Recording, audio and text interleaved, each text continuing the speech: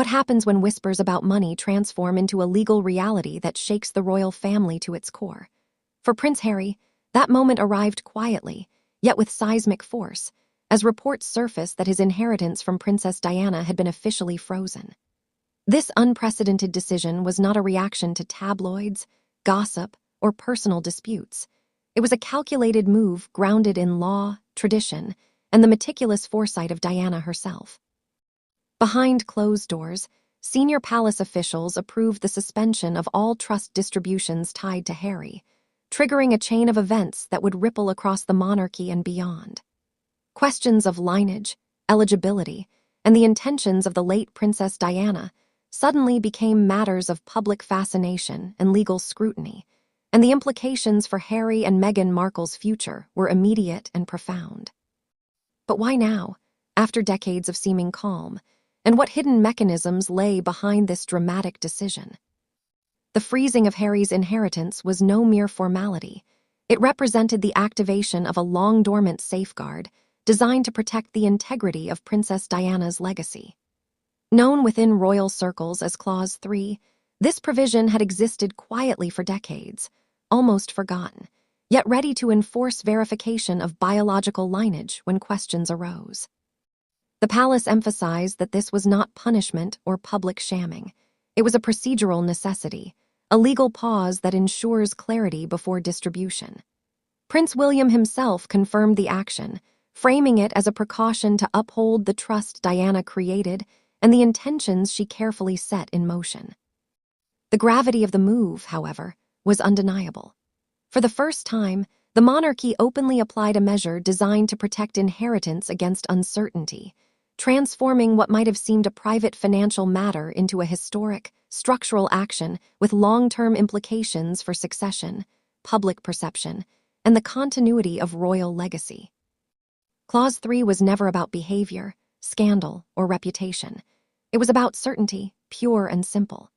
Written into the trust decades earlier, it allowed the trustees to pause distributions until the biological lineage of beneficiaries could be conclusively confirmed. Diana's foresight reflected a mother's protective instinct, anticipating that in a complex and secretive system, even the smallest uncertainties could grow into profound complications. For years, the clause was treated as theoretical, an insurance policy against unknown contingencies, but the current situation proved that foresight, when combined with precise legal language, can shape events decades later. Its activation was a quiet yet unmistakable signal. The monarchy values clarity above all, and even the slightest hint of doubt regarding lineage or entitlement triggers action.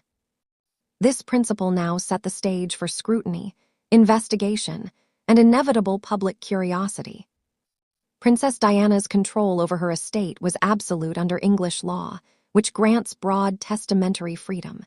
She could impose conditions, delay inheritance, and demand verification without interference, a power she wielded with deliberate precision. Clause 3 was a manifestation of this authority, legally sound and designed not to punish, but to safeguard. Unlike other jurisdictions where family members are automatically entitled to portions of an estate, English law allowed Diana to anticipate uncertainties, ensuring that her wealth would follow truth rather than assumption. Every word, condition, and requirement within the trust was intentional, demonstrating a strategic use of legal tools to protect legacy. This careful planning now collided with contemporary events, showing that foresight combined with law can create consequences far beyond the immediate intent of any one person. Adding to the weight of Clause 3 was a previously hidden letter written by Diana in 1996, resurfacing after decades of obscurity. In the letter, Diana described a meeting with a blind Tibetan mystic who spoke of futures marked by hidden divisions, weakened crowns, and truths delayed until harm had already occurred. Her tone was calm yet filled with concern, capturing her intuition as a mother rather than her role as a princess. A short verse at the end of the letter mirrored the language of Clause 3, emphasizing delay, verification, and the protection of truth until the moment was right. What had once seemed poetic or symbolic now revealed itself as instruction, a deliberate, quiet plan that anticipated uncertainty in the royal lineage and set mechanisms into motion for exactly this scenario. The letter transformed a theoretical clause into a living force that demanded attention and action. Activation of Clause 3 was triggered by the appearance of an unexpected figure, a 29-year-old American woman, referred to only as AM, who claimed to be Meghan Markle's biological daughter. Her presentation was meticulous and devoid of spectacle, supported by notarized statements and DNA evidence indicating a 99% maternal match. Importantly, AM sought only acknowledgement of truth and clarity regarding medical history, not money, titles, or privilege. Her emergence transformed a dormant contingency into immediate action.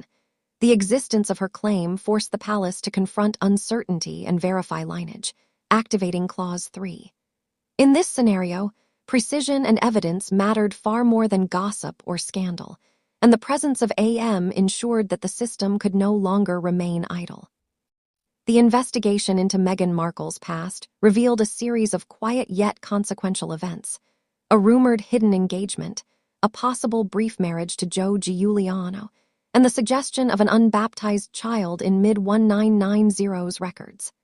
While these elements had previously existed as whispers, they became critical in the context of inheritance verification. Royal law treats omissions with the same seriousness as false statements, prioritizing complete disclosure in matters of lineage, titles, and succession. The cumulative effect of these gaps meant that even historical uncertainties could no longer be ignored, forcing the monarchy to enforce mechanisms designed to protect clarity and continuity. What might have seemed personal or obscure now carried institutional weight, demonstrating that past actions, no matter how quiet, can influence the present in profound ways. As the palace enacted legacy safeguards, the impact extended far beyond Windsor. Sussex-linked financial assets, charitable engagements, and media collaborations were quietly frozen, signaling a deliberate shift in influence and control. Hollywood allies and industry contacts began to withdraw subtly, halting projects and suspending partnerships. The result was a dual collapse. In London, the monarchy maintained disciplined containment. In Los Angeles, the network of visibility and opportunity slowly eroded.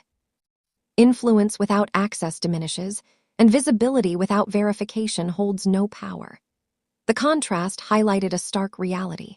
In both traditional and modern realms, authority and presence are inseparable, and the tightening of systems inevitably exposes vulnerabilities previously overlooked.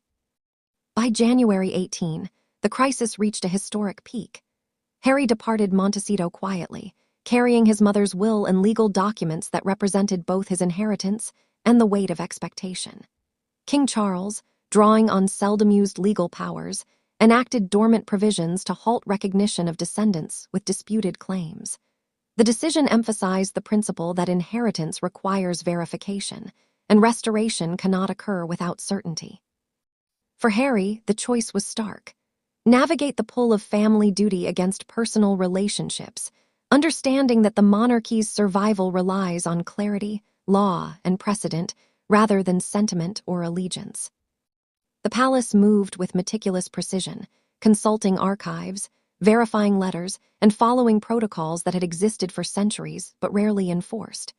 Every detail mattered, ensuring accuracy, protecting continuity, and maintaining adherence to legal frameworks.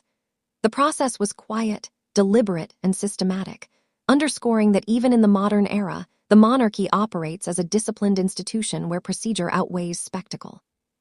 Verification, in this sense, was not punitive but protective, a reminder that legacy and lineage are interwoven with responsibility and foresight. Externally, the monarchy maintained measured communication, avoiding dramatization and sensationalism. King Charles' address emphasized stewardship, clarity, and responsibility, reminding the public that inheritance and recognition require verification. Media scrutiny was anticipated, yet the palace's approach conveyed authority without spectacle. Behind the scenes, silence became strategic, allowing processes to unfold without interference or misrepresentation, while the careful management of information preserved both dignity and institutional credibility. The activation of Clause 3 and the enforcement of Diana's provisions have left the Sussex line in a state of uncertainty. While Harry retains legal rights to challenge or clarify the claims, access to inheritance is suspended until lineage verification is complete.